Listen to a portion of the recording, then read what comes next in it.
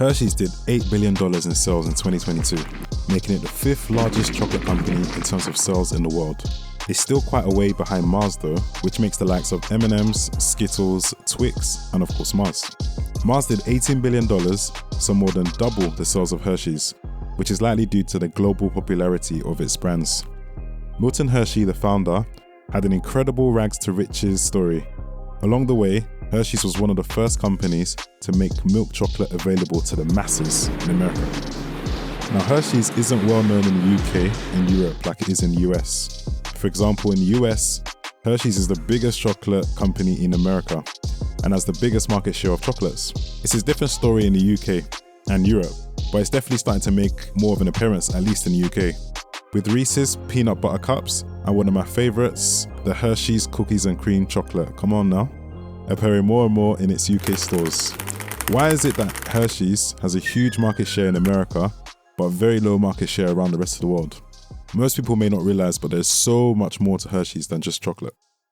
Milton Hershey was the son of a farmer and grew up in rural Pennsylvania in America. He had dreams of being successful and proving wrong all those people in his family who said to him, "You're good for nothing, and you'll be just like your dad." His dad always had great dreams for the future, but was never able to see it through to the end, so it never became a reality. The frustration for Milton was that with his past businesses, no matter how hard he was working, he struggled to get enough money to pay for his monthly business outgoings like rent, etc. Milton's new idea was caramel sweets. He had previously worked at a caramel sweet shop, so used this knowledge to create the sweets and sell it himself. This time though, he decided to start small, selling it by hand to traders passing by and so on. One problem for Milton was that he didn't have enough money to fund the business and buy new equipment. In the past, his family had loaned him money and had faith in him, but he blew it with his last 2 ventures. So understandably, when he mentioned another business, they were less than enthusiastic to say the least. Milton's aunt Mattie could see Milton's determination with this new business and decided to get a loan from the bank, using her house as collateral. The bank, however, insisted on a condition that the money must be repaid in 90 days. So the pressure was on for Milton. With everything within him, he was determined to succeed. This time, Milton used the money on new equipment and more ingredients and worked night and day. He made sales, but not enough to cover the loan. As the 90 days was almost up, he became stressed and anxious. He started to think about, the great faith that Aunt Mattie had placed in him, and also what would happen because, her house had been used as collateral, like she would lose her house. Just before the 90 days was about to end, and all hope was lost, there was a lifeline. A businessman from England happened to be in town at the time. When he tasted Milton's caramels, he thought it was the best he'd ever tasted. He inquired where Milton got it from. When Milton said that he made it himself, he was shocked, he was taken aback, and put in an order for $70,000. When the 90 days was up, he didn't have the money. However, he thought that he could possibly get an extension for the loan. He had a plan to use the money from the banker to buy more materials to fulfill the huge order from England. During the meeting with the banker, Mr. Bannerman, he showed empathy and in the end borrowed Hershey the further $1,000 that he needed to fulfill the order from Europe, to hire 3 people and rent extra space. "I've decided to take a chance on you and put the loan in my name," as he thought that the bank manager would reject it if it was from Hershey. It was an anxious wait to see if the English businessman would stay true to his word. After all, he could just not send the money and just keep the caramels. After a few weeks, the check, as promised, was delivered to Milton. Milton had done it. He was able to pay off his debts, and it was the start of Lancaster caramel business. Milton became very wealthy and expanded his business right across America.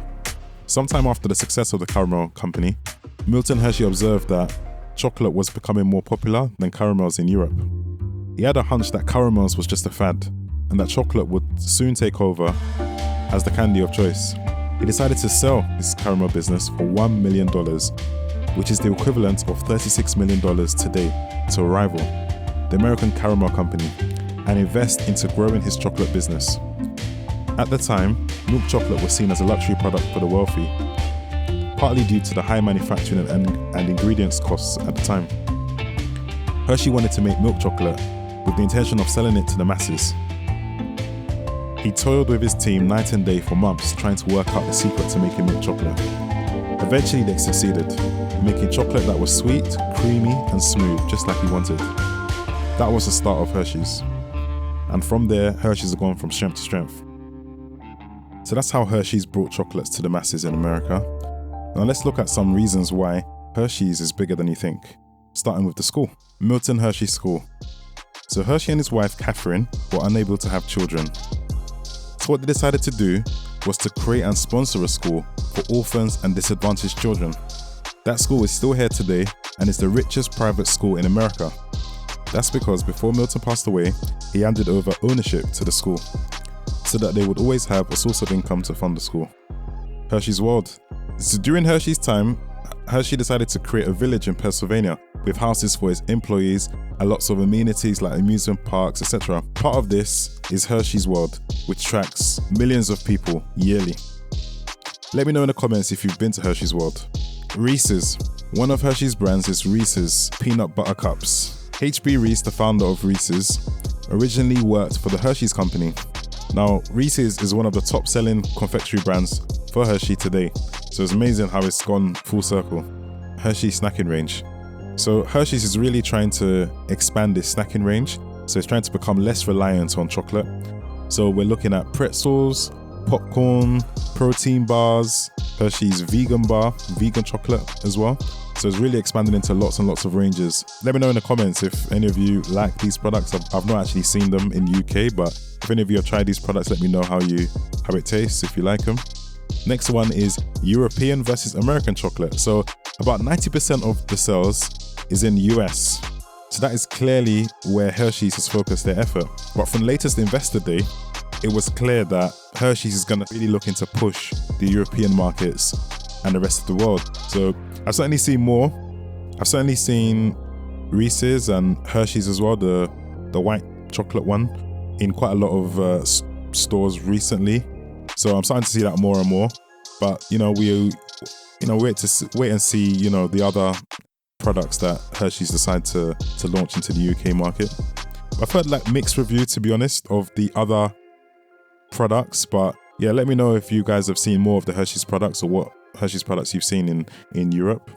Next thing is contracts. So as Hershey's has a massive manufacturing facility, they also have the license to make chocolate in America. They make it for quite a few competitors. One of them is Cadbury's. So Cadbury's is like a massive chocolate company in the UK. So they're behind the likes of the cream egg. So in 1988, Hershey's paid $300 million for the rights to Cadbury's US operations. At the time, Cadbury saw that there was no chance to compete with Hershey's and Mars, which controlled about 70% of the US market. That's why I decided to do it. It's become lucrative for Hershey's and it's continued to be a revenue driver for Hershey's to this day.